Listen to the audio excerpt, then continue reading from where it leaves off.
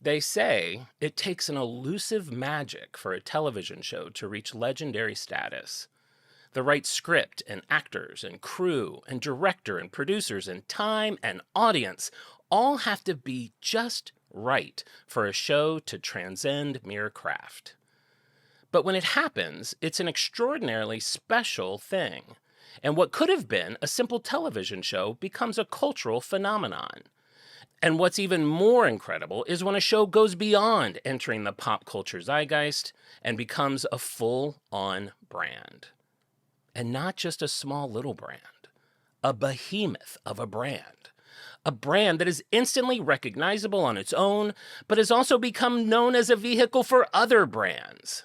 And not just other small brands, other giant brands. And then all of those giant brands collaborate with the first brand to create completely new versions of their own brands, which engages customers and fans of both brands to generate immeasurable amounts of advertisement value, social media impressions, and an ungodly amount of money, turning everything that we know about branding upside down. And that's why this week's On Brand is on Stranger Things. You're all jazzed up, nearly having a cow. You want your favorite show and it's on right now. It's on Brand. Welcome to On Brand with Jon and Marisa. I'm Jon. I'm Marisa. Okay. Things are getting flipped up. Oh, I have prop for the back. Oh. A little Demogorgon Crunch. A little Chips Ahoy from the down under, from the underside. Fire up from the company card. We'll eat those in a little bit. Fine. Yeah. So here we are, Stranger Things. Did you have any idea? You say shows. I was like, Friends. Friends, that's so The Simpsons. yawn. Oh, I mean, come on. Is it still on? Snooze a minute. Oh my gosh. This is a big, I want to say it's a big brand for you. I was really into it in the beginning and I fell off, as I fear maybe some people have. Well, a lot of people have not. I've been rewatching it, so I've been binging it to get ready for the show. I did not get through it all. I got through 3.5 seasons. You're only eating Eggo waffles to channel your inner 11. The branding, I am coining a new term and maybe new merch. Love it. This whole last 2 weeks, I've had a brandgasm. Oh, it is like brands coming out of every nook and cranny. You need to see a doctor for that, honey. I gotta see it. It's either Brandpalooza or Brandgasm. But I think a Brandgasm is when a brand does something that I like, or I hear about a new collab, or I just saw that Heinz is doing squeezable gravy. I'm like, Yes, Brandgasm is evokes the same feel, the explosiveness of the collab. It's what a normal person would feel when they're touching tenders with their lovely. Touching tenders with their lovely merch. Bumper sticker. I'd rather be touching tenders with my lovely. With my lovely. Yeah. Oh yeah. That's how you feel when you see Heinz has squeezable gravy. Great. I love it. Sold out. By the way, that was shoot. going to be a brand news I was going to throw in. I looked it up right before. To me, though, those I think are fake. I think they say that they're sold out, and I don't think a bottle has ever existed. That's probably true, like the KFC fire log. Yes, I think it's fake. I think they AI generate an image, and then they put it on the website, and they say sold out. And then you're like, I missed out on the squeezable gravy. I want it only available at Walmart, only $1.88, only made 8 bottles. It's a scam. I mean, I guess I could put any gravy into a squeezable container. Sure. Wash out an old ketchup bottle. Doctor up your own label in Canva. Smuggle Thanksgiving gravy like during the meal. I'm going to go refresh the gravy boat, but I'm actually just pouring it into my bottle. You're a gravy guy. I am the gravy guy. Do you ever put gravy in a one of those Camelbacks with the little straw that goes over your shoulder in case you need a little sip during the meal? I'm not that gravy guy, but I am the gravy guy. And a lot of, like, I wouldn't have even liked the Heinz gravy. I don't think, like, shelf gravy is good. It's not the same, yeah. And what other gravy is not good, but it is my default gravy, is sometime next week before Thursday, I will stop at a KFC and I'll get 2, like, They're not that big. 2 containers of gravy, so that when I have my Sure. Thanksgiving leftovers, I will have that brown gravy. I like KFC gravy too, and it's not. It's just It's not good. It's thick, salty water. It's thick, brown, salty water. It's like water that has. Is that like what you have to drink for colonoscopy prep? Because I hear it described as like thick, salty water, and I think that's KFC gravy. Does it have flecks of pepper? It does.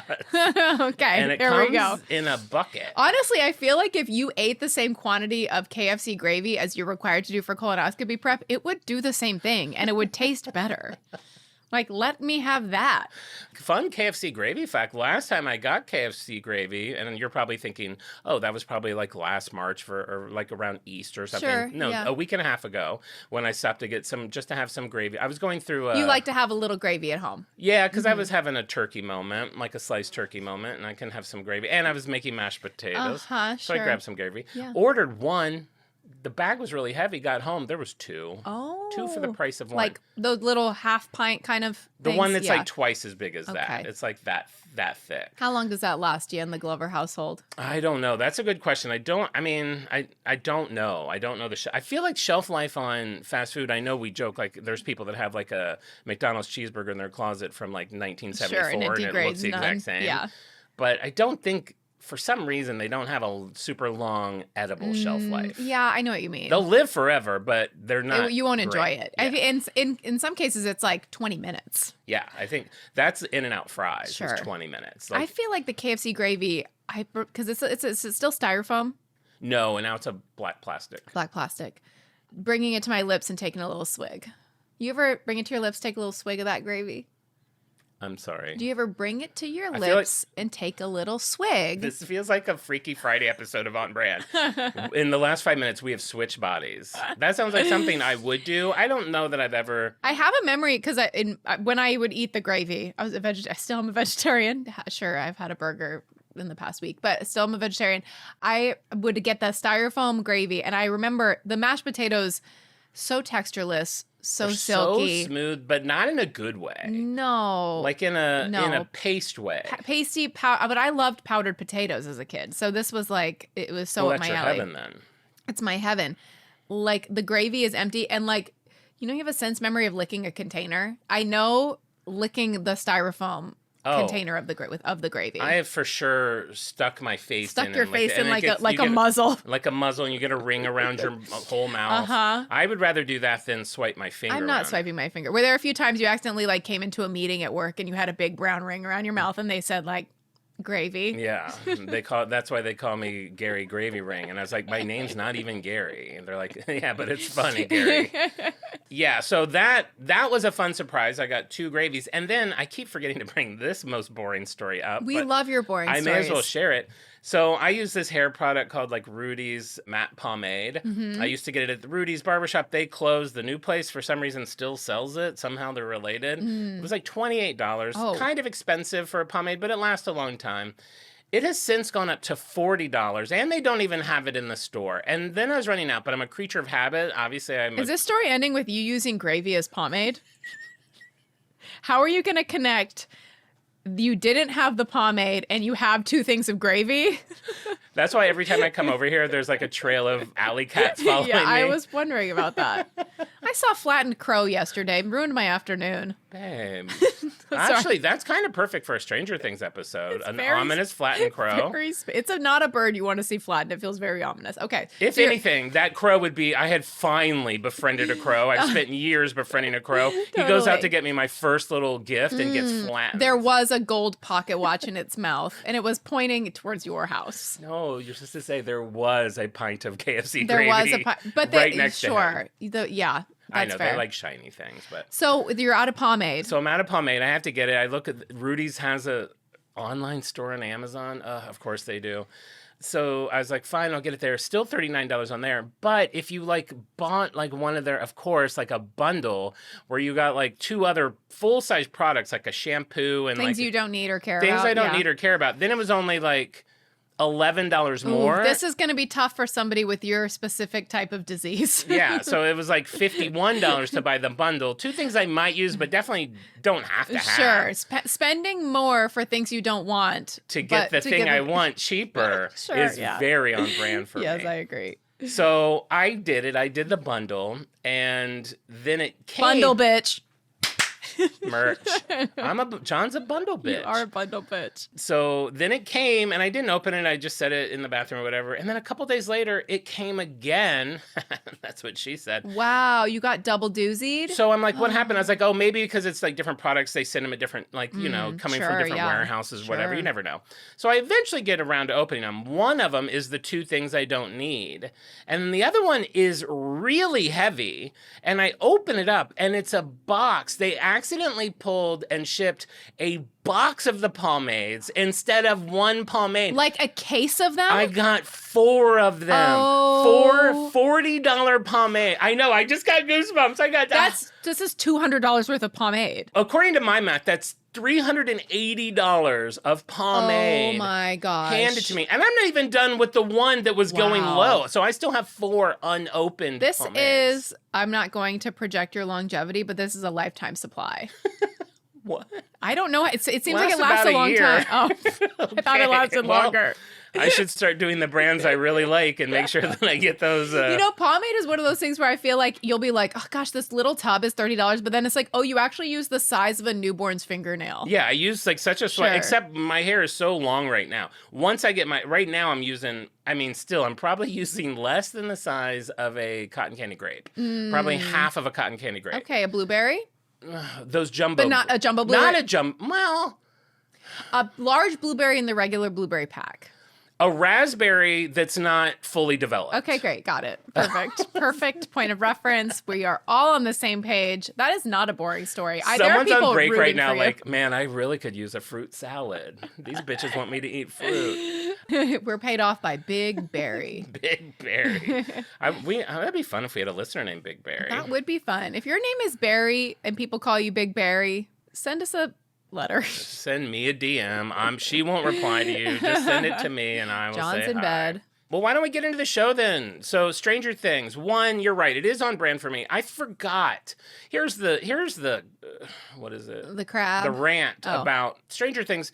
The final season started yesterday from when this comes out. Sure. So it's quite timely. Wait, happy Thanksgiving. This episode comes out on Thanksgiving? This episode comes out on Thanksgiving Day. That gravy was very on brand. Great. Okay. Happy Thanksgiving, everybody. Of course, that's top of mind. Sure. Everyone's like sweating with their turkey. They're like, when are they going to get to Stranger Things? I know. How funny. And one is kind of a spooky brand, but they didn't come out on Halloween. It came out the week before Thanksgiving. So this is a very timely drop. No, it comes out the day before out the day before Thanksgiving. Yeah. It comes out next Wednesday. The new Stranger Things season, you mean? Yes. The final season starts next Wednesday. So you're gathered around with grandma and your little cousins and you're firing up the TV. Clicking over to Netflix. See what old so-and-so's up to. See what Will is up to. Will. Oh, Marissa and I, side note, twice our little group of friends did a Christmas Folly show for each other where we all wrote sketches and performed them in front of each other. There was 5 of us there. So sometimes there would be 4 people in the sketch, 1 person in the audience, 2 people in the sketch, 3 people that you get it. Sometimes a monologue. Sure, yeah. Was that our first Folly? This was the second Follies. Our second Folly, we went to a snowy cabin for a weekend or for a night. It was only 24 hours and we saw snow. We went snowshoeing. We saw like the world's oldest tree.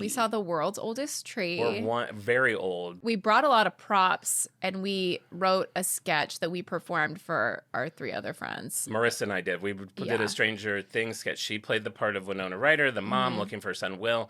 I played the Christmas lights and Will. I was off stage. I would make the lights flicker. It was a lot of fun. I really felt proud of my Will. So it's ingrained in us. That's how long ago this was. So Sure. they're starting their final season. If you don't know what Stranger Things is, in a nutshell, it's a Netflix show that came out in 2016, same year that TikTok was founded. Thank you, Wow. Imperium Shaving, for keeping our timeline up to date. It's about a group of like young kids in the 80s. They live in a small town called Hawkins, Indiana. There is a gateway at this town. Is Indiana a real state? I've never met anybody from there, but I sure see it mentioned a lot in movies and TV. I think it's a state that only exists for horror movies.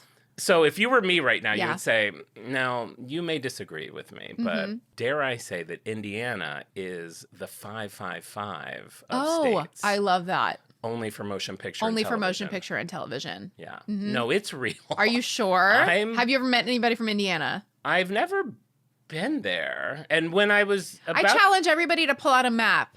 Look for the state of Indiana. Interesting. It's not there. Has anybody bothered to do this before? Not surprised. You're trying to make your own Berenstain Bears? Yes.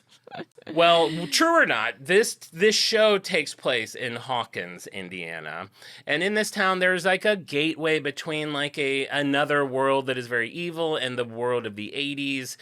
It's very, very 80s centric. It has all the tropes of an 80s movie. There's a young girl with psychokinetic abilities. You have a boy that was kidnapped. You have worried parents. You have a high school with bullies, nerds, and a heartthrob. You have house parties, unsung heroes, romance. It's got it all. It's a freaking good show. I Yes. forgot how good it was until I started rewatching it. Season 1 is like Phenomenal. so good. And I think at that time, the angle, and maybe we're biased because we love 80s stuff. And I thought you were going to say because we're in the industry. because we're in the industry. Well, we're 80s babies, you and me. Right. But the aesthetic of the I remember just even the poster, how it looked like those 80s movie posters. We'll get there. I'm sure we're going to get into it, but everything about it The felt like posters were very much, everything was, it's kind of like I was talking about when I did Jellycat. Like, I feel like that they figured out some formula Yes. that equals cute. Ugh. Stranger Things figured out the formula that equals 80s nostalgia more than just like, oh man, that makes me, like, they tried to do it in a way that when you're watching the show, they were literally trying to give you the feeling that you had when you watched a movie in the 80s. Yes. So it's like, and I think why I wanted to do this show so much, because it is a Brandgasm, is the more I started to think about it, one, I just thought it would be fun to do something outside of a clip-clopping old man selling a matchbook in 1812. I do have other interests, and this Sure. is coming to an end, so it felt very natural. But the more I started to think about it, it is branding on every level. Like, creating the show was creating the brand of Stranger Things. Yes. Within the show, it has become a whole, I mean, volume 1 of season 4 has 140 brands in it. Crazy. There are it's not like we do work in television and film, and a lot of times when you illegally are putting products into a show, it's called Greeking the label. You have to either like make it look like it's horn flakes instead of cornflakes. You have to like Sure. tweak it so it's Yeah. not what it is. This show is the exact opposite. Not only are they showing you all the brands that existed then and that we used then and that we loved, they are showing them accurately. Yes. They are vintage packaging, and it's extraordinary. So there's that branding within the show, and then there's like this whole world now of just branding beyond the show. There's like Stranger Things immersive experiences. There's like escape rooms. It's just so big. I think the haunted hayride that we've been to in LA had a Stranger Things like sponsored maze or something. Yeah. Sure. I think that sounds They right. they now do that a you're lot saying of that. licensing, but they do seem to be really consistent. It's not like the thing where it's like you just license it anywhere. Really aligned and true to the source material, I feel like. Beyond. Yeah. And what's really interesting, and I was going to bring it up later, but I may as well bring it up now. A lot of times in shows, to have product placement, I know most people probably know what these things are, but there are probably people who Sure, don't. yeah. Product placement is like when a brand will pay a show, like Friends. Pepsi will pay. Pepsi? Why am I? Ugh. Hunts. Hunts will I'm a wanna Pepsi have, Hunts boy. Phoebe squirting some Hunt's ketchup on a French fry. Hunts wants to be featured on Friends. They will pay them millions of dollars to have, if they find that there's a scene where that would work. Sure. because Netflix is subscription based, they don't rely on advertising dollars. So any of the brands that you see in Stranger Things were written into the show by the writers and the creators. They don't have to be in there. They write them in there for story points. No one's paying to have their brands put in there. No one was paying. No one was paying to have their brands put in there. I don't think I knew that. And then it became so popular, of course. There's product placement like agents who like, I represent these 9 brands, and they go around and try to get those brands into shows. Crazy. They're trying to figure out how to get their brands in the shows. Like, oh, you have a scene and I'm kind of jumping all over the place, and I'll probably go through some of this stuff again, but there's so many locations here that just naturally lend themselves to grocery stores or fairs that would have fairs. I guess a fair probably wouldn't, but you know what I mean. Yeah. Vending machines and all that. A movie theater. And I was reading an interview with one of the mall season, season 3. Brandgasm. Don't even out get the me. wazoo. Don't even get me started on the fact that 3 days ago, I was watching season 3, 2 days ago. Like they care, John. Those are the things I correct that I'm like, I've wasted 12 seconds. Because also they don't know. It's not like they can go, actually, John, it was 3 days ago. It's like, you don't know my life. You're stalking me? Watching season 3 and saw vintage Claire's in the mall, then went and met a friend for dinner and had to walk through a mall and saw a modern days Claire, all within like an hour of each other. And a Gap, too. In the Gap. How did they not leave that mall open for the public to enjoy? There have been experiences where you could go, but all those experiences are so silly. They're just basically like Instagram things. Before we get started, another personal connection I have with Stranger Things. When I worked at Avatar, for Halloween every year, we would do like a themed Halloween. And the first year I was there, we did Stranger Things. And I did Barb. And Barb was only a character I did not and there's going to be a lot of Stranger Things. Flash a photo of John as Barb here, Al. Al, put it here. It was the badge for the Insta Egg yesterday. Oh, so good. a lot of people, if you don't do the Insta Egg, fine. that was reason right there to get it. So you can see me as Barb. But that was like... like, you know, I'm a relatively confident person, but then like I went to my friend's house, Leah, who's a makeup artist, and she did my Barb makeup. I had a wig. I went to JCPenney and got a perfect blouse. I mean, you at JCPenney shopping for a blouse, I want to watch that. At the time, I think I had to get in like 2XL because women's blouses are not as generous as a men's XL. Sure. So, I mean, I looked good, but then I was like driving down the freeway and I felt like I kind of looked like Dustin Hoffman and Tootsie. Yeah. Because I had like a curly wig, and clearly I'm more masculine, I think, in my appearance than you're more feminine. masculine, yeah. And then I got to work, and at Avatar, like I had to park pretty far away from where I worked. So then I had to like park in the parking garage and walk like a half a mile as this lady, and I started to get so embarrassed. And I was like, God, I can't go. I was like, Halloween is embarrassment boot camp. Like you are going like because you don't know. You don't know. You don't know. Like, is Bill gonna back out? Like, are they not gonna? Are you the only one on your floor in a costume? Are you the only one? Yeah, it's terrible. Ironically, that is a scene in Stranger Things where they all dress as Ghostbusters and go to school, and no one else dressed as them, and they get made fun of. That's when they meet Mad Max. So I make it. I go to my building. I have to go up 3 floors. I go down the walk of shame, the quiet hallway. I hear everyone like bustling around, and I walked in, and I could be misremembering it, but I don't think I am. I got such a uproarious applause and cheers when I walked in. It was That's such a good feeling. And everyone, I like look around and there's like a Demogorgon over there, and Jessica's dressed up. She's got the baseball bat, and everyone had dressed up and was so into it, and it was just so if fun. you commit to the costume, you have to really swallow your pride and take a risk there. But then I feel like it pays off. Like even just dressed up as Sally for Halloween, and I haven't dressed up in a while. Doing like our trick or treating on the street. It like lights people up to see somebody in a costume. And then I was like, I said to somebody, I was like, I think I understand cosplay. Yeah. It's like kind of like, it's kind of fun. Like people look at you and they like light up and they go, oh my gosh. And that's just a good feeling to be like recipient of like a smile and a, oh my gosh, that it's like totally me, Comic-Con 2026. I'm your hero. I remember like 2 years later, I had to do a project with someone at Avatar that I don't normally do it with, and we were working on it. And she looked over at some point. She's like, I just want to tell you, I always really admire your Halloween costumes. And I was like, oh, like that's so sweet. What a fun thing to be known for. Yes. Like if somebody's like, oh, do you know John? Oh, let me think. He's a podcaster. He has an Emmy. He has a amazing Halloween costumes. Loves ice. Pickleball. Has 300 totes, I think. Yeah, he's complex. Sure. The Heidi Klum of Avatar. Sure. All right, so there you go. And of course, I'm into it because it's got 80s things like swatches. That's why I'm double swatching it today. I'm wearing a shirt that will come into play. Hey, I have a Coca-Cola 80s sweatshirt on too. Amazing. Amazing. And she had no idea. Wow. So that's what Stranger Things is. So, all right, let's talk about Stranger Things. Let's So, get into it. it's one of those shows that, you know, we've heard it with Harry Potter. We've heard it with other things that become super famous. It was rejected by like 15 or 20 people before. Stories like this. It's like, Love. Wow. here's what I learned thinking about that.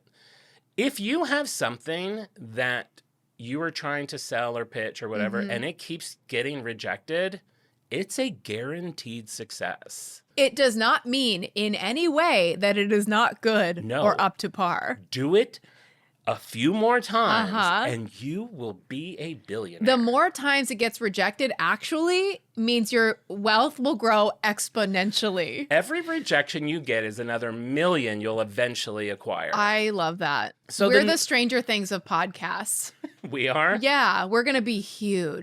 Wait, we haven't been rejected by anybody. I mean, Have we? We've had I think we got a new 2-star review. There's so few of them, I can't tell. wait, do you track how many numbers of each star we have? No, but when I look at the graph, I'm so used to it. They're not to toot our own horn, but our 5 stars is very long.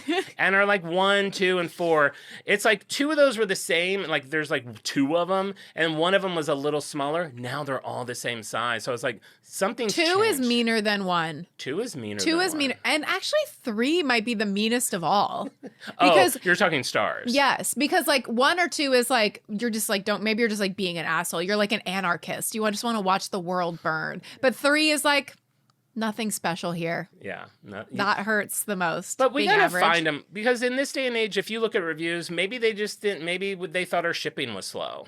That's a good point. Maybe the front desk was rude. Yeah, maybe the front desk was rude, or maybe nobody answered customer service call. Or they had to be on hold for a really long time. So And then when they got off hold, the person hung up. All right, so the notes that they were getting from all the rejections they got were nobody was confident in doing a horror sci-fi show for adults that starred children.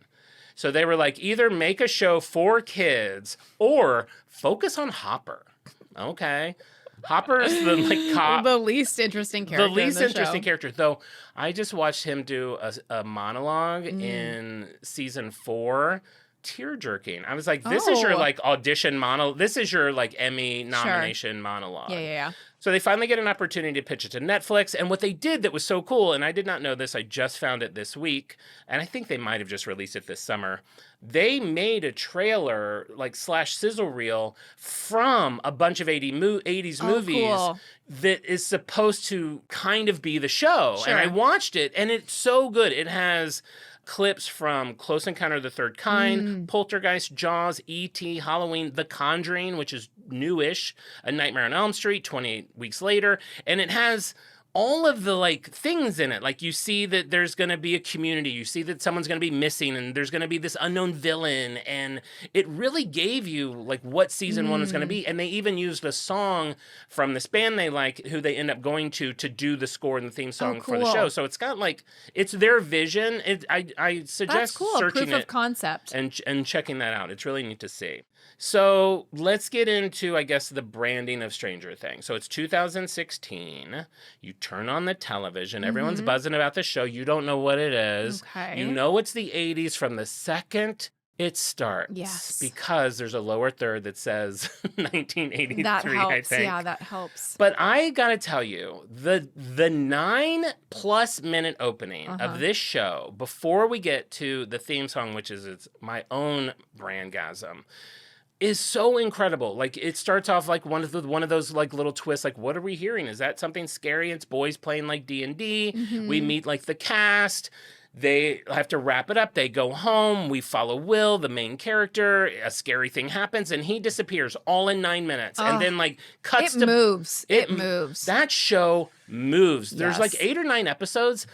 And it moves almost in a way, if you're cynical, you could be how did they even know that would go to that? Who cares? Because it's moving. Who cares? We're moving. We're on. We're over it. No fat. That is a lean cuisine. Yeah, lean cuisine. Probably in the freezer section. I would love an 80s lean cuisine. I would probably eat it because I feel like it's probably got enough stuff in it that it's still good. Salisbury steak. So you see this 9-minute thing, and then it goes to black, and then you hear the theme song. And if you haven't heard it, it's like this synth music that like...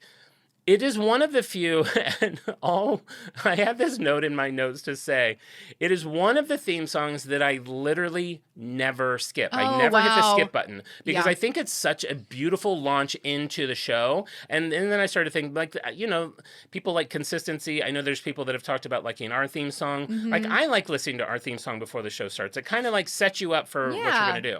But I would do that with Succession. That was one that I liked to watch too. I would never. The music really like got you in the headspace. That banging piano on Succession is good. So good. So good. But then yesterday, I'm on like episode 40 in like 2 weeks. And like last night at like 5, I was like, I had to skip. I was like, I get it. I get it. So normally I wouldn't, but that's how I feel like I need to be truthful about everything. I did skip yesterday, but I don't want to. So then you see the logo for it, the Stranger Things, and I'm going to put a thing in the supplemental about how they came up with that. And I always thought that it looked like an old like paperback book. Yes, absolutely. I was wondering what the reference was for that because something about the font, it's like, I read that book. You know what I mean? Exactly. And I feel like that's like a lot of things. I found another song that's not related to this at all, but I kind of was giving it the same description because it's the song I found this week sounds like Early Cure.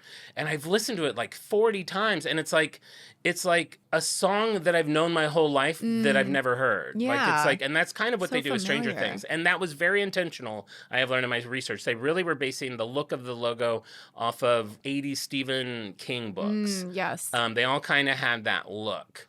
And then I realized the book thing is like a whole thing because every episode is called a chapter.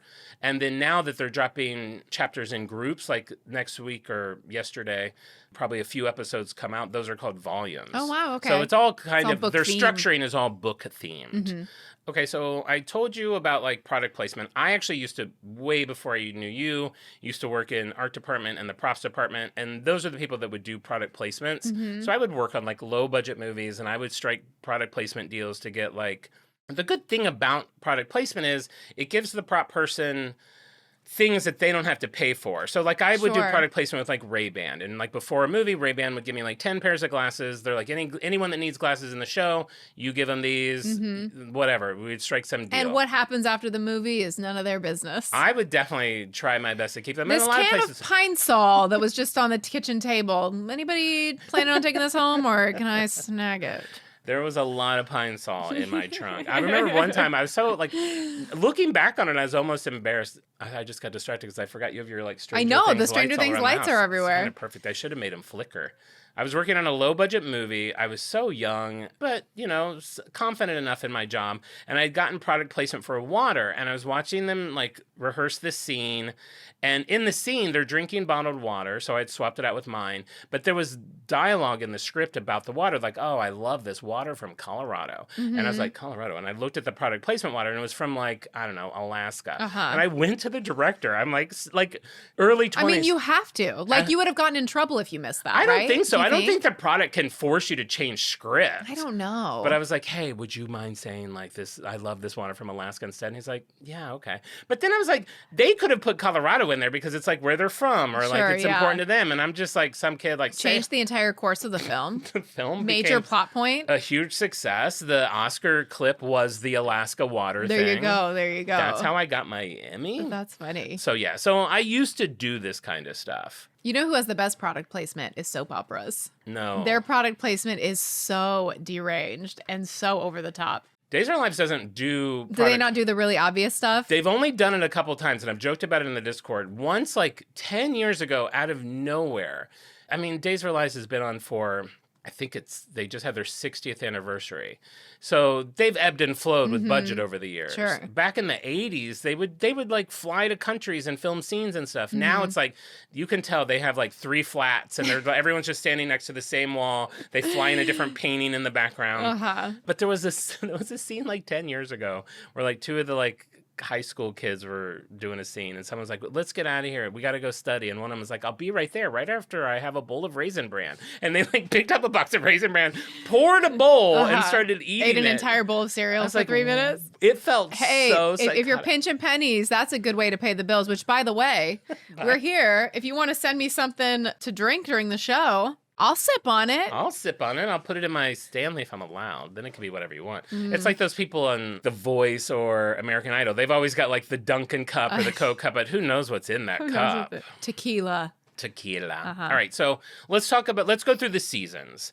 So season 1, there's one iconic brand. You've already mentioned it. We all know what it is, Eggo waffles. Eggo waffles. And season 1 is not as brand heavy as the later seasons will become. Branding and storytelling just got bigger, I think.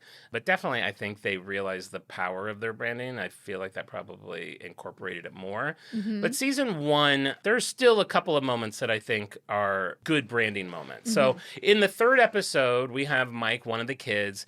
He gives his newfound friend, she goes by 3 different names, 11, Elle, or Jane. I'll call her random, all of them throughout because I have zero. I don't remember them calling her Jane. When you probably had stopped watching by then. So when she ends up getting adopted by Hopper, so she becomes Jane. Oh, no, Hopper. I remember that part, yeah. And that's what she uses in her, like, when she's like In school? on the, like, hiding. Oh, okay. In another town. So he gives her a waffle, an Eggo waffle, and it just becomes like the only thing that she likes. And I think there's a few different reasons that they use it, why she is drawn to it. I think the creators used it because it's just another thing that kind of, I think they know that something like Eggo waffles will have a nostalgia factor for us watching it. It reminds us of being that age and our moms giving us an Eggo waffle. For her, for the character, I think, like, if very quick backstory on her, she's like raised in like a laboratory, her head shaved. When we first meet her, she's like escaped this madness and is entering the real world for the first time. And this is kind of her first, like, someone who clearly cares about me is giving me this a gesture item. of kindness that she's never felt before. And so I think on a probably way more psychological level than I need to be doing on her, that's why she loves Eggo so much, because it gives her this, like... I mean, this is what's so cool about shows that are made or movies that are made by people with really clear visions. You know that they did all of this deep digging into why she liked the Eggo waffle. That's because everything in this show, especially in the early seasons, I can't speak to the later ones as much, is like so specifically a choice. So surely they've thought about this is a gesture of kindness, and she's kind of projecting some emotional connection with Hopper from the Eggo waffle. I mean, yeah, it must be. Yeah, and I think what they also did is Elle, or 11, is a kind of a direct comparison to E.T. She's kind of the alien of this show. She doesn't speak great English.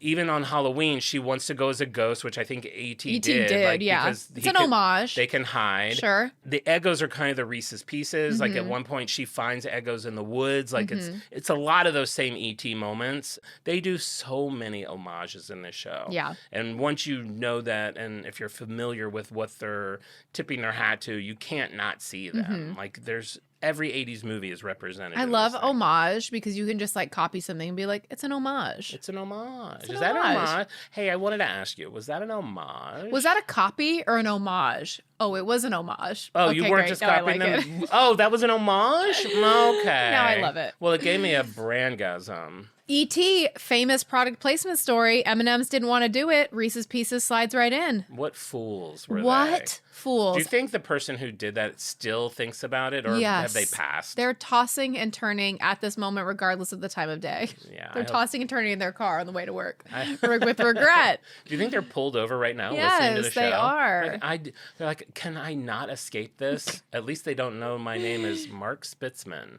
Mark. All right, so what affected this appearance have on Eggo? Their sales soared. Oh my gosh, how funny. Are people that dumb that they like see Eggo? And whenever I see product placement, even like we have, it'll be like the Staples Center, what it used to be called, like our sports arena. I'm like, do people really think like, does that work? How much it costs to get your name on an arena that you're like, what store I haven't been to in a while? Staples. I don't know. I feel like those are two kind of different things. I think watching a show and seeing, especially a food item. Sure, that you're like, ooh, that looks yummy. Yeah, like if I'm so easily You're suggestible, influenced by things like that.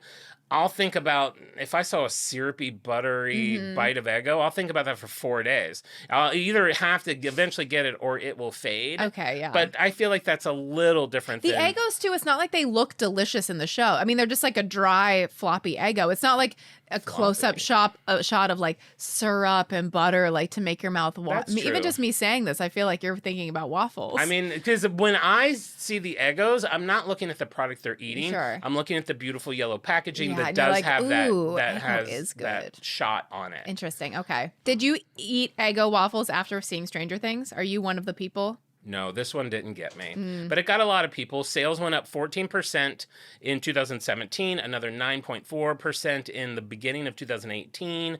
They got a massive surge in their social media mentions, almost 1,000% increase at one point of their social media mentions. It gave them this whole like renewed cultural relevance. You can't buy that kind of publicity. You can, and this is season 1. Wow. This is like just the beginning. They of didn't it. even know it would be such a big hit, I'm sure. No, not at all. This reject show. Kellogg's used that leverage for consumer engagement. Then they start making their own collab outside of the show. There's like and this will happen a lot, even though these shows aren't, or these brands aren't paying to be on the show, they will then create, and that's what I was kind of saying in the open. Yeah. They'll create like limited edition upside down waffles. Sure. How easy is that? It looks the exact same to make the waffle upside down. They didn't really do that, but now that I'm brainstorming, that's It is a me good and idea. MeD. Like, we'll do upside down waffles. We don't even have to change anything. I will say that is kind of, I love when a show gets a gimmick that is super easy for everyone to do. Sure. And for them, the evil world is called the upside down. And that wasn't even the name it was given when it was scripted. Oh, interesting. It's just what everyone was calling it on set. Because and then it everything kinda looked stuck. upside down. It in literally looks Yeah, upside okay, down. Like yeah. some of the shots you see, like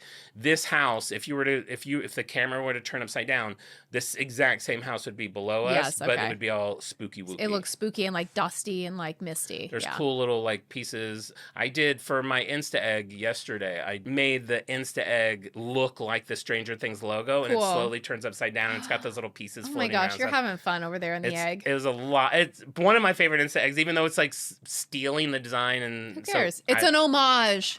or stolen. No, it's an homage. Homage. So then the other brand that I want to talk about in season 1, and kind of like the hero of branding for this whole series, is Coca-Cola. In season 1, the iconic moment for Coke is Eleven is at home, much like E.T. was left at home alone, and she's like flipping through the TV station. She sees a commercial. Oh, for vintage commercials. There's so much of that too. Like there's Yeah. so much of everything in this. You literally see clips of TV shows, you see clips of movies. Like it's not even just homages, it's like straight up everything. Yeah. Music is a huge thing. We'll get to that later on. There was like a He-Man commercial, which I didn't even watch He-Man, but I love like the shouty It He-Man feels thing. fun, yeah. And then she sees a Coca-Cola commercial, and then that triggers her into a flashback. And we see her back in the lab, and they're doing all these tests on her, and she's sitting at a table, and there's just a can of Coke there, and she's staring at it, and the can just like crumbles. And that becomes like a very iconic moment in the Sure. show, and it gives Coke like millions of. And I'm going to be very honest with numbers here. I'm very confused about branding numbers. So there are apparently, when a product is in a show, Yeah. there are product placement value, there is media value, there is ad value.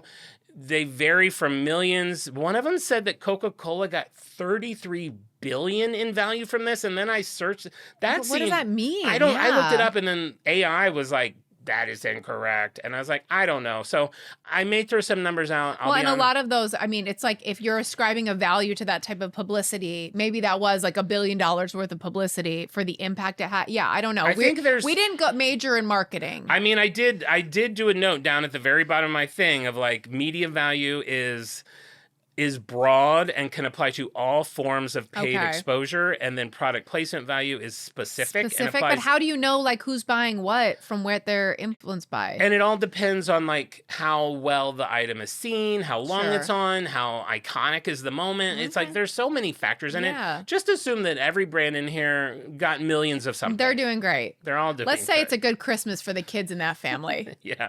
Everyone got a ham from their boss for the last 9 years.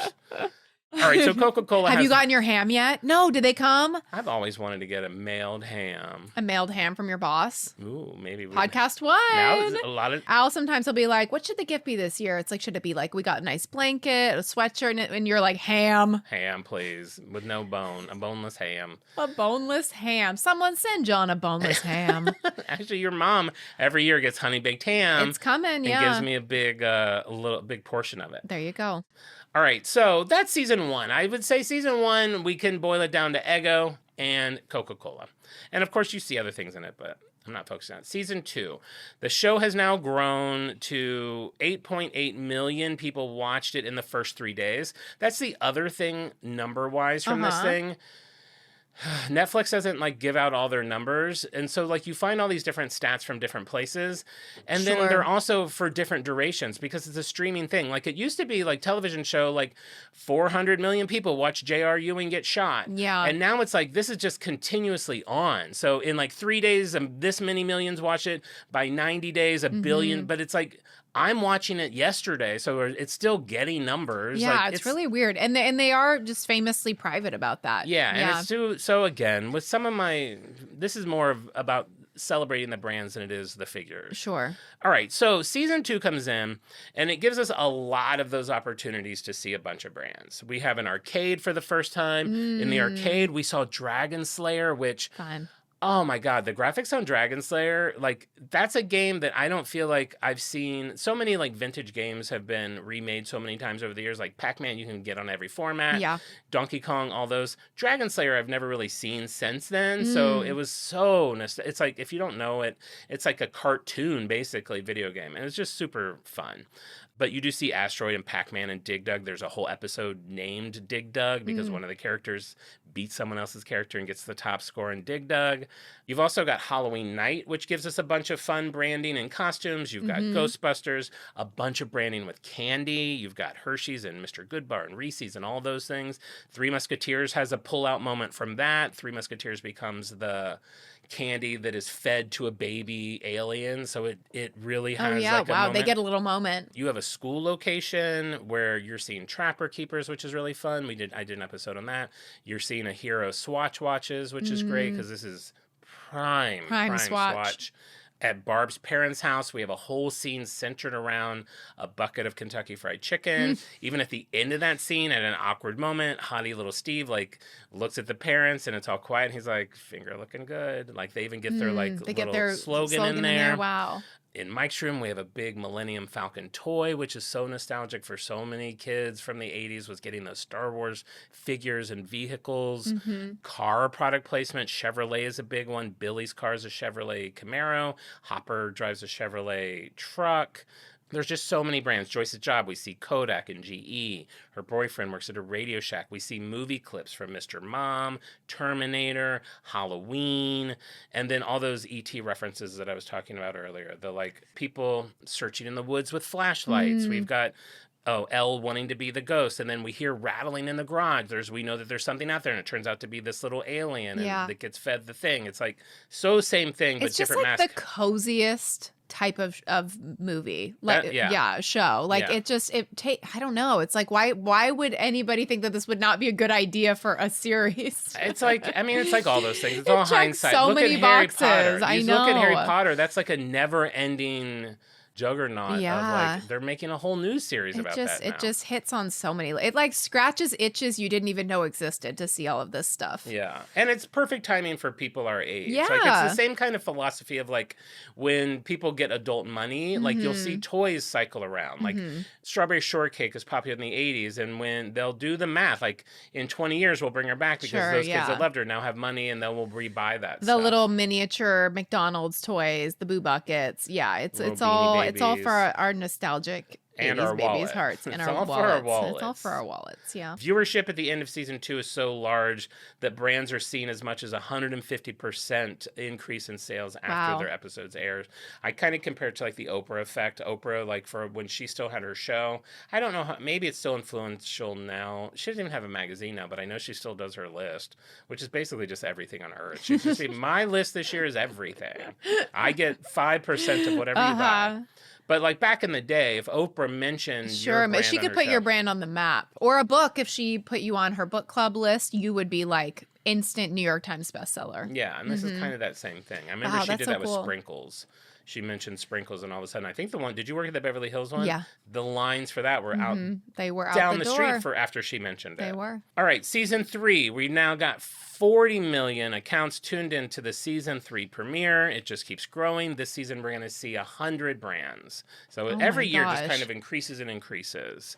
An interesting note that I did read was, and what I actually found interesting about this was, they were saying other shows like House of Cards actually have more brands in them, which surprised me. I'm surprised by that. But they make less money for them because viewership for Stranger Things is just so big Yeah. that it's still better for the brand to be on Stranger Things than it is to be on those shows. Sure, and the type of viewer who's watching Stranger Things is not the type of viewer who's watching House of Cards. The Stranger Things viewers likes pop culture. And so they might have a Funko Pop or two. They might want to buy a special edition cereal, or you know what I mean? Like Funko Pop seems made for Stranger it Things. really does. Exactly. So like that's the perfect demographic to expect your audience to like convert seeing something on the screen to like making a purchase. Yeah. Yeah. Yeah. I think It's a that's right. show for, it's like they wanted a Funko Pop. It's like how Ninja Turtles or whatever was like a toy first. Like Stranger Things could have been a Funko Pop first, and then they went backwards. Is that right? I think I knew that and I forgot that. I think it was Ninja Turtles. One of those, yeah, was a toy first and then became a show. I can't remember which one. Oh, I love stuff like that. All right, well, now we're coming into season 3. Like I said, 40 million people are watching it, but we get this whole new amazing landscape for brands, the Starcourt Mall. It's perfection. It is for someone like me who loved and now revisiting love for mall culture, for brands, for 80s, for vintage, for... It's like checking every single I'm like, box. talk about Brandgasm. If I could Yeah. spend a weekend, that should be like an Airbnb where you can just like really live sleep in that mall. Well, and the attention to detail for everybody. Every single thing had to be amended to fit the decade. Every extra had to be dressed in vintage 80s clothes. Every movie poster far off in the distance, every product on the shelf, the packaging had to be true. For a set that big, that is a big job. Big job. Yeah. I would have loved to do that. And That's that's so exactly right. That's cool. what I put in my notes because it's giving you. You think, okay, cool, yeah, there's a bunch of vintage stores, but it's the shopping bags. It Yes, is the it's shopping what people bags, are yes. wearing. It's the The food sneakers, court. the food court, It's the neon cups. zigzag on the wall in the food mart or the Yes. food court. It's like the big plant. I think there's a plant. I think there's a big plant, which is very 80s to have a big plant in the mall. very 80s. Yeah, So big fern. stores we're seeing here: JCPenney, Burger King, Orange Julius, Sam Goody, Chess King. Do you remember Chess King? What is That was Chess kind King? of, I feel like maybe a boy store. Yeah. And maybe a little too early for you. Walden Books, this one for you, Hot Dog on a Stick. And then they on one of them, there's like a store being built, and it just says Taco Bell coming soon. Even that little detail I thought was puts so a stamp fun. on it. Yeah, it's like, oh, Taco Bell's expanding into malls like this year of this show. My favorite had to be The Gap. That's our episode 1 of our podcast. Oh yeah. They're using the 80s Gap logo where it's called The Gap, and it's in lowercase. They would have loved our timeline because it really would have helped them know what brands to include and what not to include. We should have reached out, and then we would have to broker a deal to have Imperium Shaving like have a kiosk in the mall, and they're like, Maybe one of them, I forget their names. Scooty, what's one of them?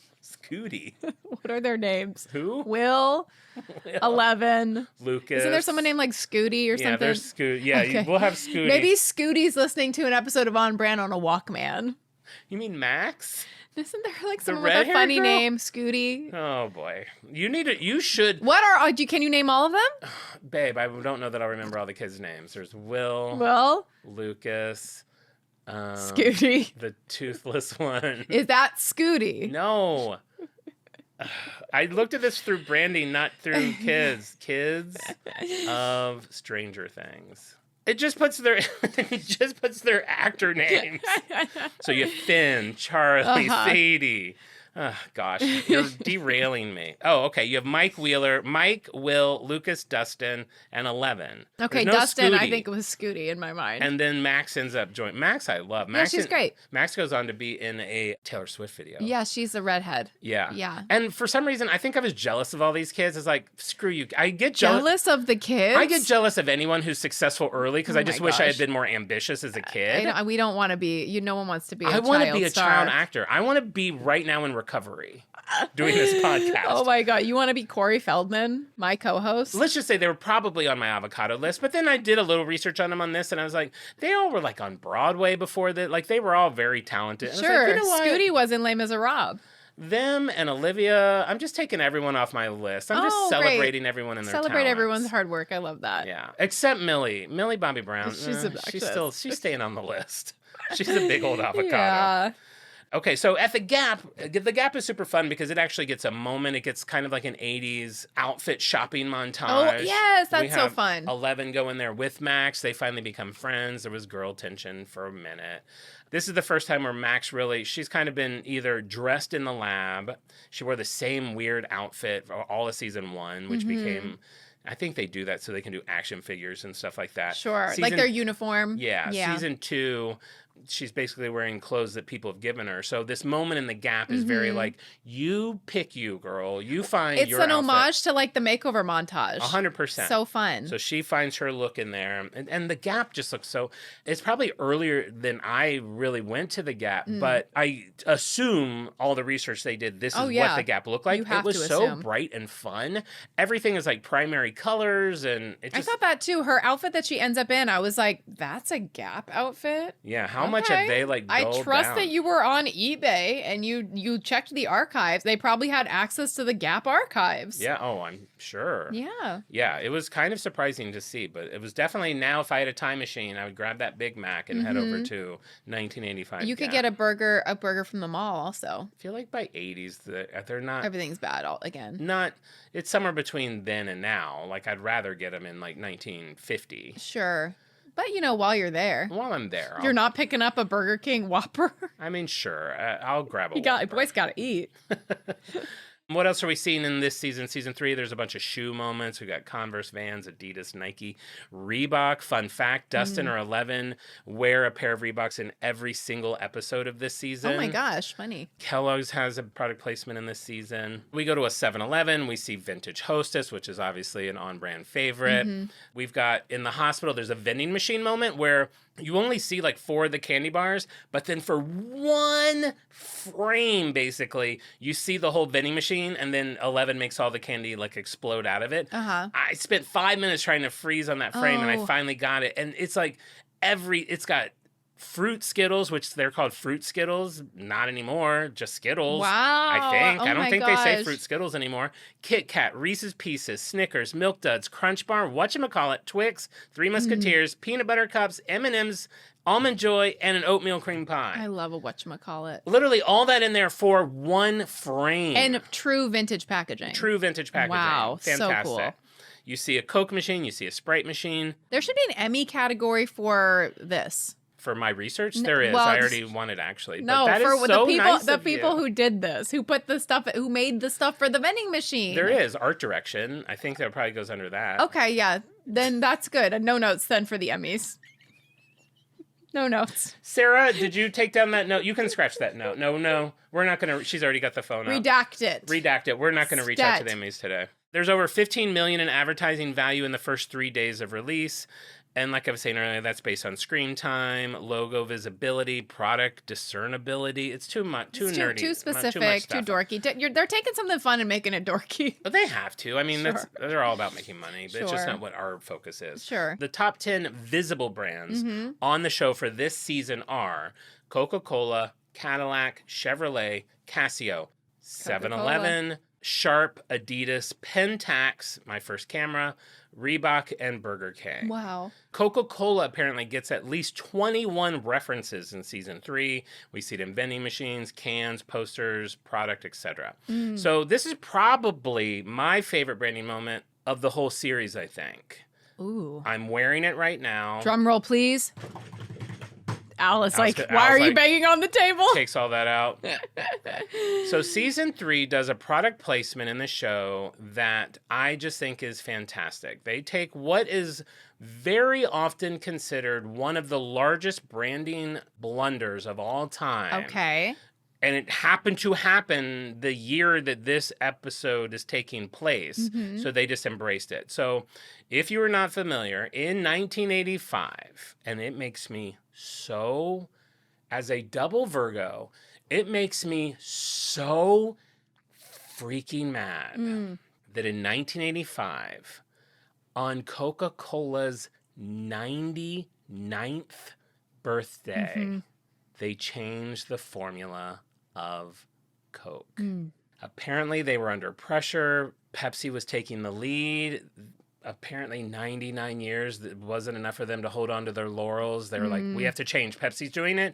Pepsi was a little, people were saying Pepsi was sweeter. Coke should be sweeter. It should be this. It should be that. They're like, okay, we turn 100 next year. I would be in the back like, we're turning 100 next year. Maybe we get to that. And then we play around with the... Wait for the big centennial milestone. But 99 has a good ring to it also. You're right. Yeah, we'll be the Betty Whites of beverages.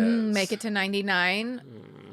Oh, wait. What did we say this what was? Did we say? Pray, think, something kink. Yeah. I forgot. That Merch. Merch. So we'll remember. So on their 99th birthday, they changed their formula. They released a new drink called New Coke. I think it is honestly on the shelves for something like 80 days. I didn't do the research. It is not a long time. I don't even think it's 6 months. They take it off. They can't just release Coke again because now they've changed the name. So then what has been Coca-Cola for 99 years is called Coca-Cola Classic. It's just a whole thing. What a hazinga. It is the hazinga of hazingas. If we hadn't named hazingas, we would have named them New Coke. Yeah. But hazinga's a lot more fun. So, Stranger Things brings in New Coke to it. Coca-Cola they're already loving everything that this show's doing for them. They embrace it. They re-release New Coke through a lot of really fun ways. They have these special, like, scary vending machines where all the buttons are upside down and everything. You could buy it online. I bought it online when we were in Hawaii. Oh my gosh. I stepped away from the group and, like, had to, like, deal with this drop. I bought a bundle. I got 2 cans of New Coke and this New Coke shirt. Wow. Bundle bitch. I'm a bundle bitch. Did you taste the new Coke? I never opened them, and now I think they're in storage, and now they've probably exploded.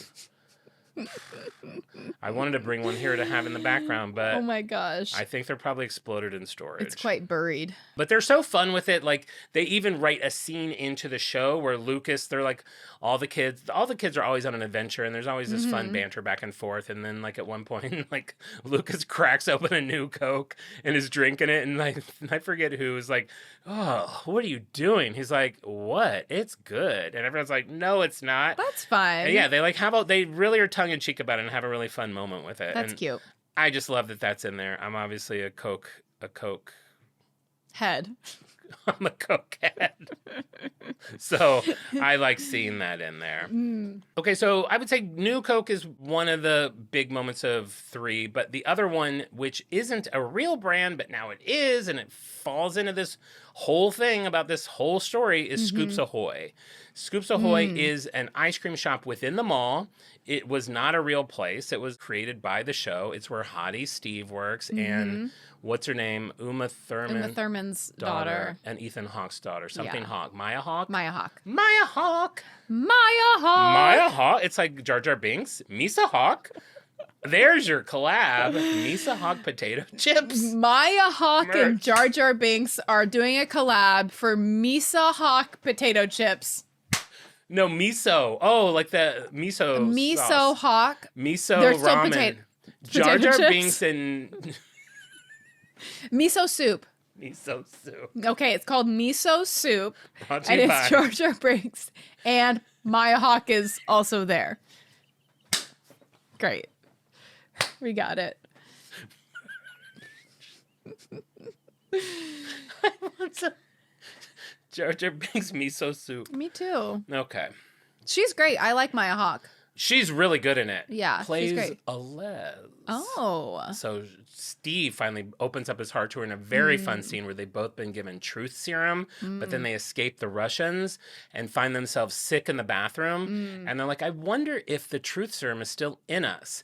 And then she says something. He's like, it's still in you. And then he does this really sweet monologue about a girl that he likes, and it's clearly her. Oh, I remember that being cute. Yeah. And then she's like, I really, because he thought that she had confessed to him earlier that she had a crush on him in a class that he doesn't remember her being in. And then she has to tell him, you know, when I told you that story, I was obsessed with you, but it was only because the girl I like was obsessed with you. And he's like, but she's a girl. And then he has this moment. He's like, oh. And he's nice to her. Oh, he's so great. Yeah. They really turned Steve around. He was such a jerk in season 1 and becomes like breakout, like lovely boy. They were like, let's make him nice. Yeah. And then they just did. I saw him at a restaurant at Little He's- Dom's.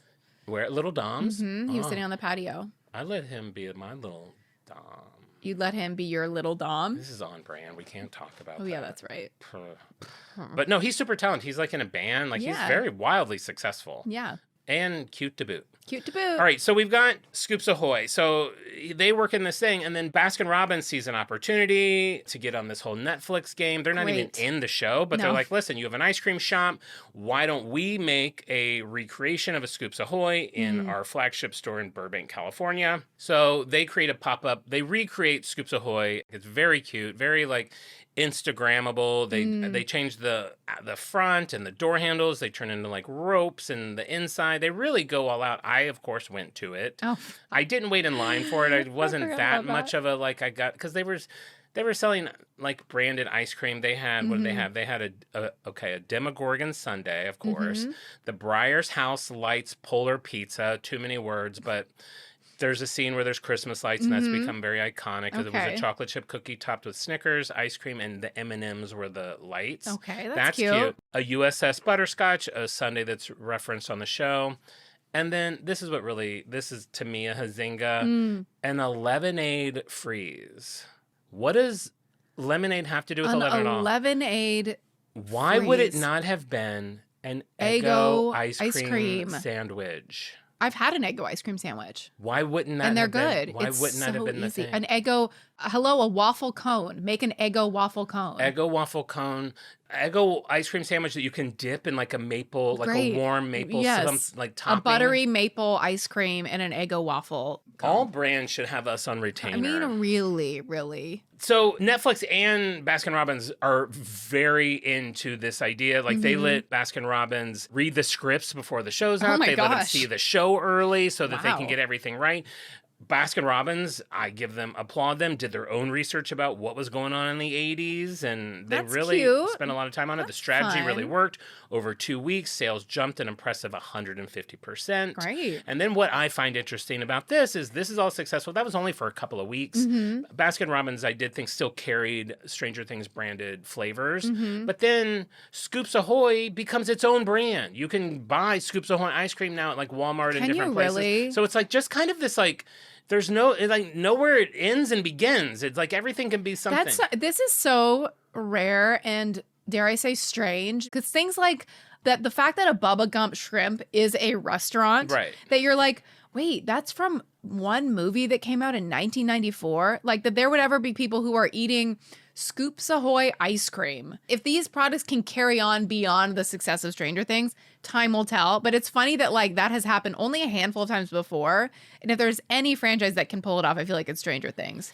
Yeah, I don't think know, they we'll did it with see. their pizza too. In season 4, there's a pizza delivery place, and I am pretty sure that there you can buy frozen pizzas with that Stranger Things branding at Walmart too. Walmart is a big proponent So of crazy. Stranger Things brands. So Dare I weird. say Stranger Things brands? I don't. No, I liked it. It was really good and I liked it. And it made sense, which is the most important thing. Okay, so that's season 3.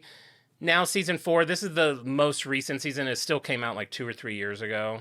It has a lot of fun moments. It had some pre-moments before the show came out that I thought were really fun.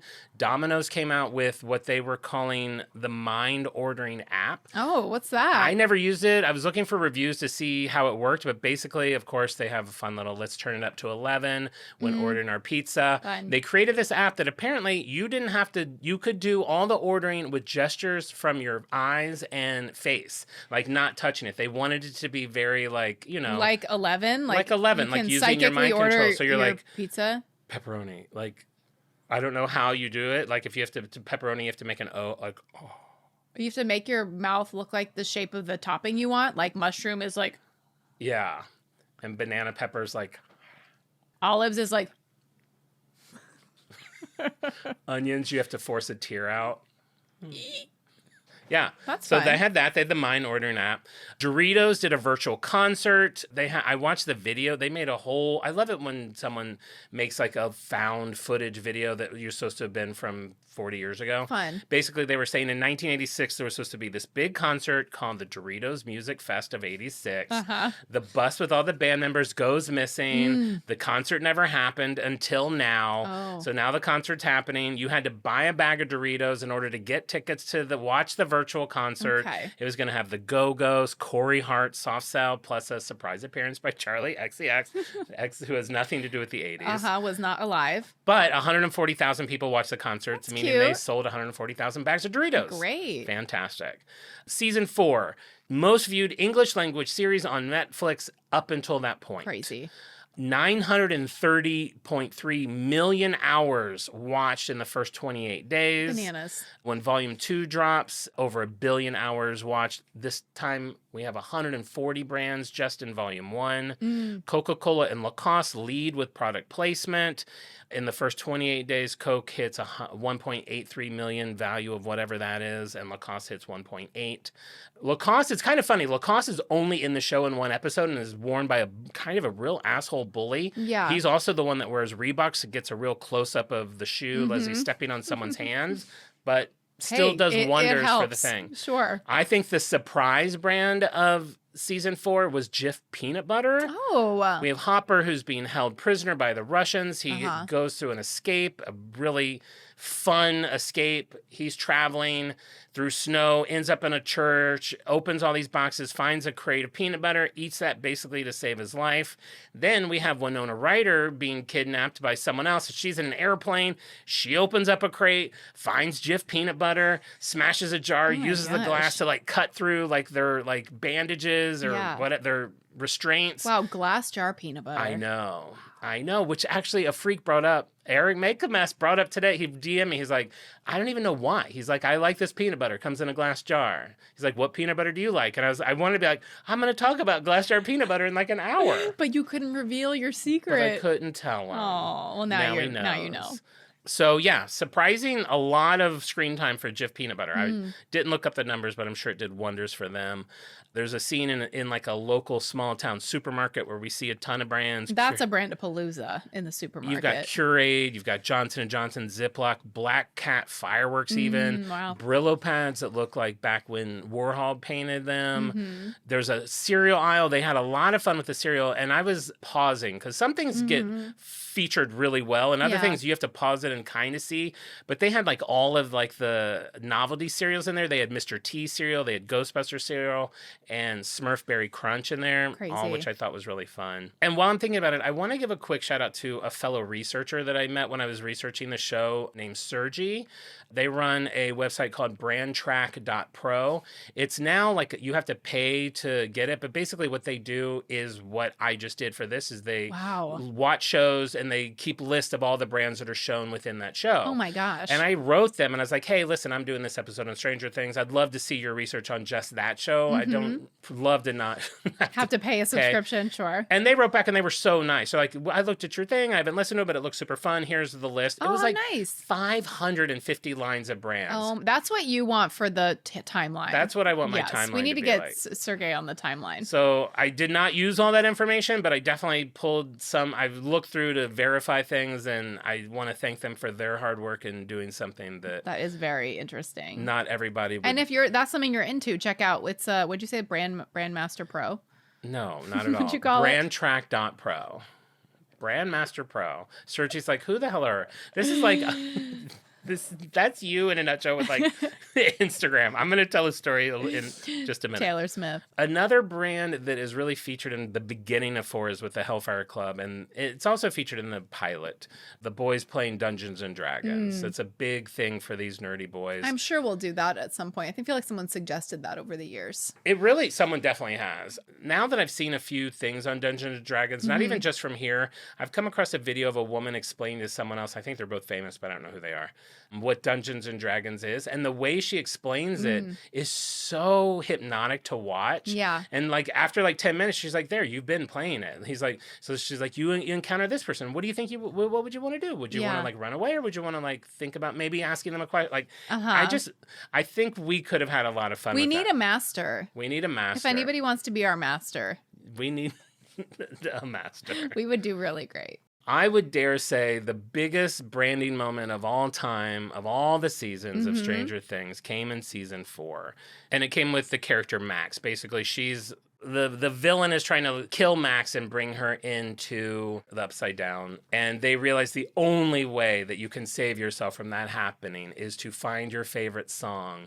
And when they're attempting to kill you, you have to listen to that song because it triggers things in your body. Music triggers things that nothing else does. Okay. And that song ends up being Kate Bush's Running Up That Hill, which I don't know if you remember when that hit Running up the hill.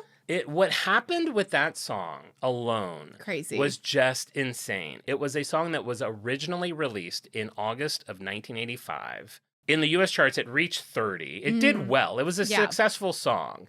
It had not been thought about, really. People sure liked it for 37 years. 37 years later, they approach her about putting this song in the show. She's very hesitant to use her songs in pop culture. It's just not what she's about.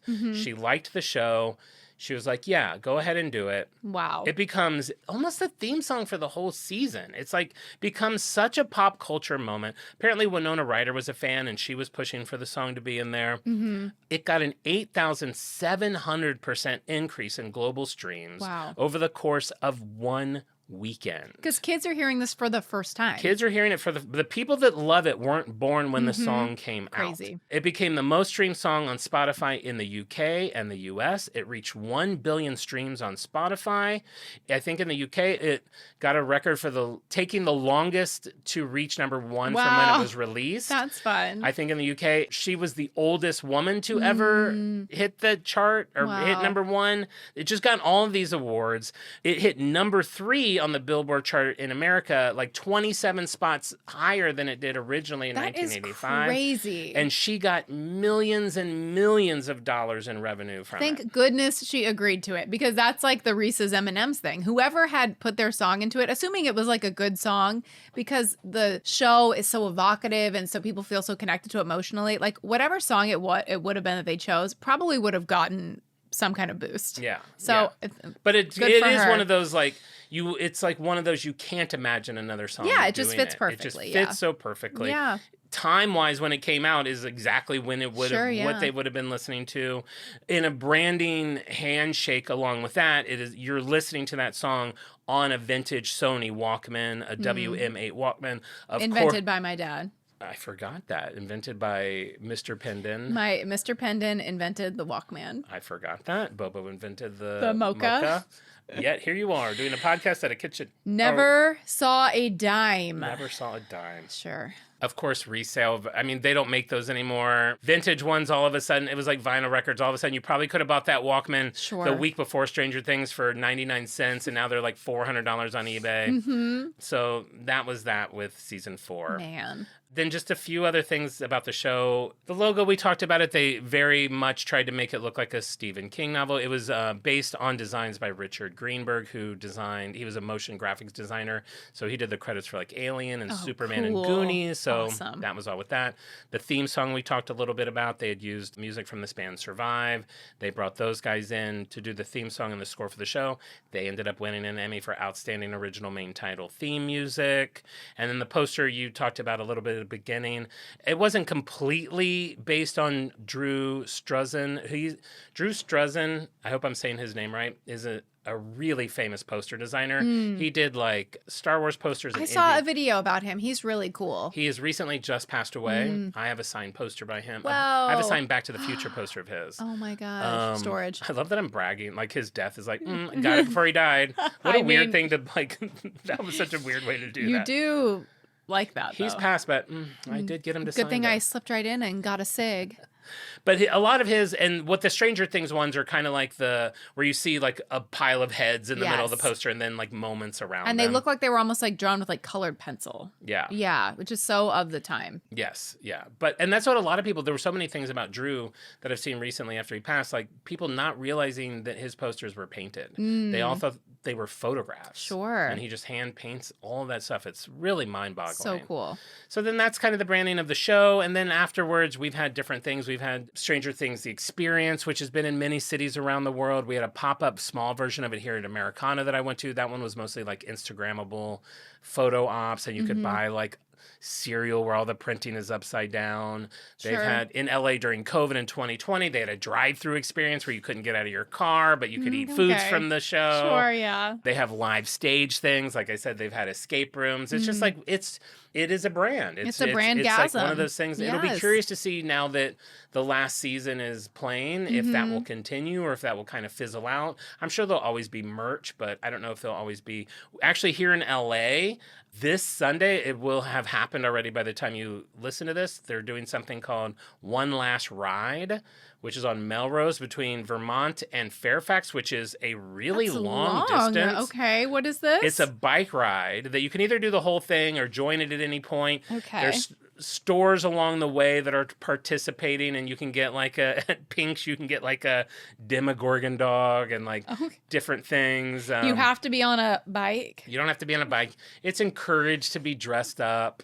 I'll have to pull out my old Pull out your Barb costume. I couldn't find it, or I would have worn it for the show. I'm kind of glad I couldn't find it then. And there's a bunch of collabs out now, like Gap, and right now it's kind of like, since it's the last season, everyone's doing like their last hurrah. Sure. Levi's doing stuff, JanSport bags. There's a bunch of stuff out there. That is wild. So, oh yeah, and then just endless collabs. I didn't even know if there's a million. You can get Doritos, all the foods, everything, anything, really, anything. Google anything. Croc, Stranger Things. And just know when you buy it, Oprah gets Pizza $1 Hut, of it. Stranger and Things. Everyone's got money but us. We'll talk about it. Everybody has money but you, spending the money on these Spending- foolish yeah. acts of folly.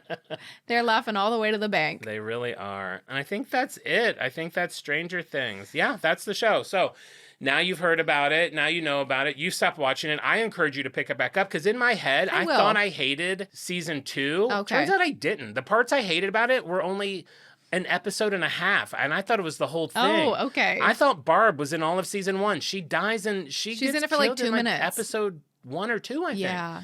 There's some flashbacks, but yeah, it's much better than I remember. And I'll be honest, like once you get to like season 3, the mall, there's more CGI in it, and it does. There's a little bit of like corniness to like Sure. seeing the demons and stuff, Yeah, but yeah. it's still fun.